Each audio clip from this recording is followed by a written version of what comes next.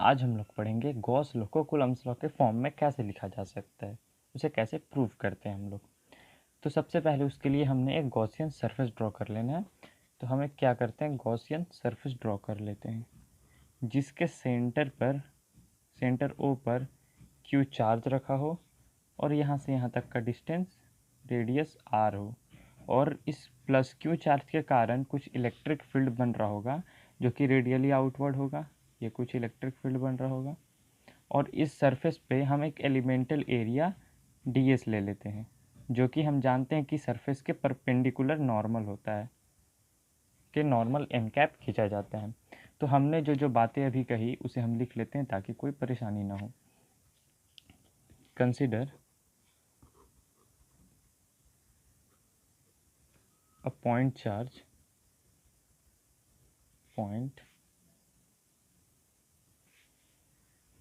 Charge q located at point O।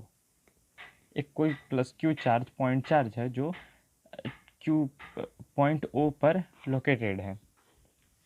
और हमने फिर क्या किया, ड्रॉ स्फेरिकल गॉसियन, इसे हम लोग कौन सा सरफेस बोलेंगे, ये जो पूरा स्फेयर है इसे हम लोग गॉसियन सरफेस बोलेंगे। सबसे पहले देखो हमने यहाँ किया क्या है, एक प्लस क्यू चार्ज को रखा और उसके चारों तरफ हमने एक गॉसियन सरफेस लगा दिया ताकि हम उस सरफेस के ऊपर परपेंडिकुलर खींच सकें और हम उसको कूलम्ब्स लॉ के फॉर्म में लिख सकें। Gaussian surface of radius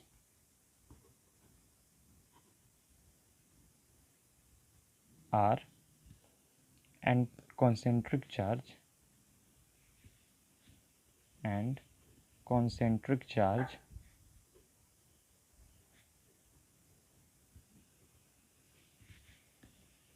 q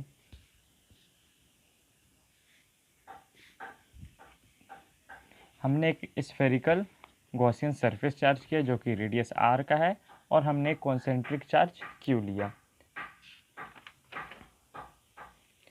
हर जगह पर इस सरफेस पर इलेक्ट्रिक फील्ड का मैग्नीट्यूड सेम होगा।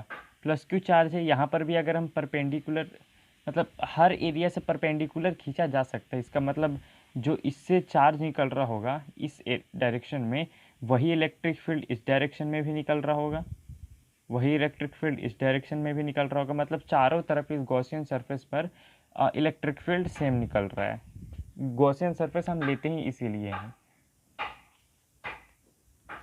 Electric field magnitude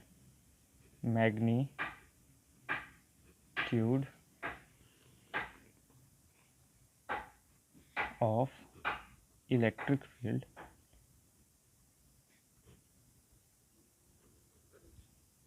is same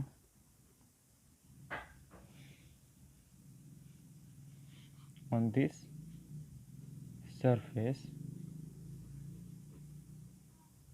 at every point। Her point पर इलेक्ट्रिक फील्ड का मैग्नीट्यूड क्या होगा, सेम होगा। हमने फिर क्या किया था, एक स्मॉल एलिमेंटल एरिया ds माना था। तो consider a small elemental ds on the surface. अब हम जानते हैं एक प्रॉपर्टी हमने पिछले वीडियो में प्रूफ कर रखा है, flux is equal to close integral of E dot ds होता है, और वो कि जो होता है total charge enclosed by epsilon naught, उस सरफेस पे जितना चार्ज इनक्लोज्ड है और डिवाइड बाय एक्सला नोट के बराबर होता है। तो यहाँ पर दोनों इलेक्ट्रिक फील्ड का डायरेक्शन एंड परपेंडिकुलर जब हमने सरफेस पर ड्रॉ किया तो दोनों एक ही डायरेक्शन में, यानी कि यहाँ पर थीटा क्या बन रहा है, 0 डिग्री। यहाँ से हम लोग लिख सकते हैं flux is equal to close integral of E D S cos theta. यहाँ से ई तो कांस्टेंट है क्योंकि सरफेस पर हर जगह इलेक्ट्रिक फील्ड का मैग्नीट्यूड सेम है, और कॉस जीरो का वैल्यू 1 होता है, 0 डिग्री बन रहा है, तो इसे मैं डायरेक्ट 0 डिग्री ही लिख देता हूँ। Flux is equal to close integral of D S, और फ्लक्स इज इक्वल टू, अब डी एस है तो स्फेयर का तो रेडियस, स्फेयर का तो एरिया, जो डी एस है वो एरिया है, वो तो एक कांस्टेंट ही होगा ना, मतलब उसका वैल्यू तो फिक्स होगा ना कि 4πr² होता है, तो हम इसे लिख सकते हैं ई into 4πr²।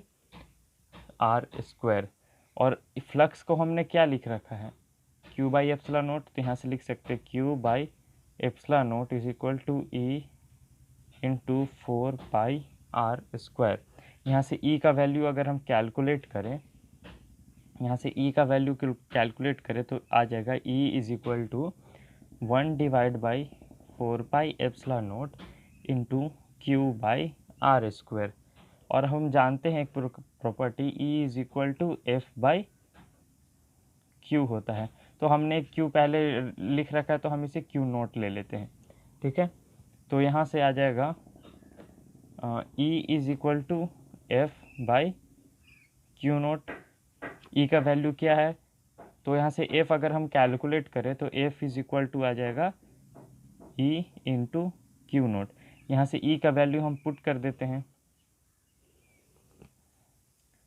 F is equal to 1 divide by 4πε0 into Q1 Q2 यानी Q1 Q0 बाई r²। तो ये था हमारा गॉस लॉ कूलम्स लॉ के फॉर्म में। आई होप गाइज आप लोग को अच्छे से समझ में आ गया होगा।